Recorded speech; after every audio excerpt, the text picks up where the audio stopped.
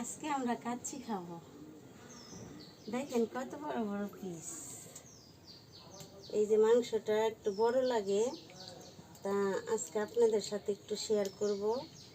আগে হলো ওই যে মাংসটা একটু ভাপ দিয়ে পানি ফেলে দেব, নাহলে ভালো লাগে না। ওই যে কোরবানির মাংস তো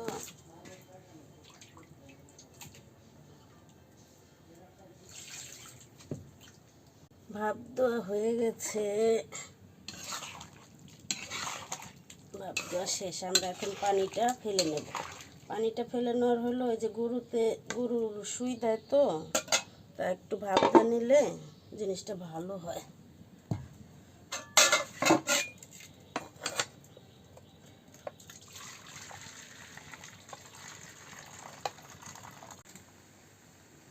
প্রথমে দিয়ে দিলাম পেঁয়াজ আর কাটা পাকা মরিচ, দিয়ে দিলাম পরিমাণ মতন লবণ, দিয়ে দিলাম ধইনার ফাঁকি, দিয়ে দিলাম মরিচের ফাঁকি পরিমাণ মতন, যে যেরকম ঝাল খায় সেই পরিমাণ মতন। এখন দিয়ে দেব তেল,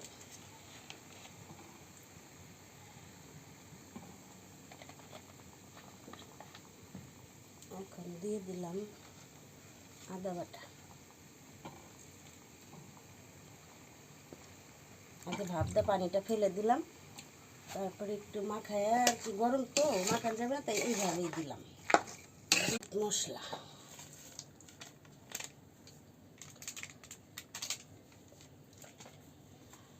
একটু লাড়া দিয়ে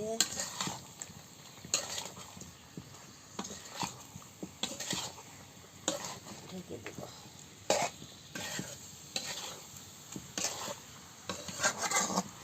কালারটা সেই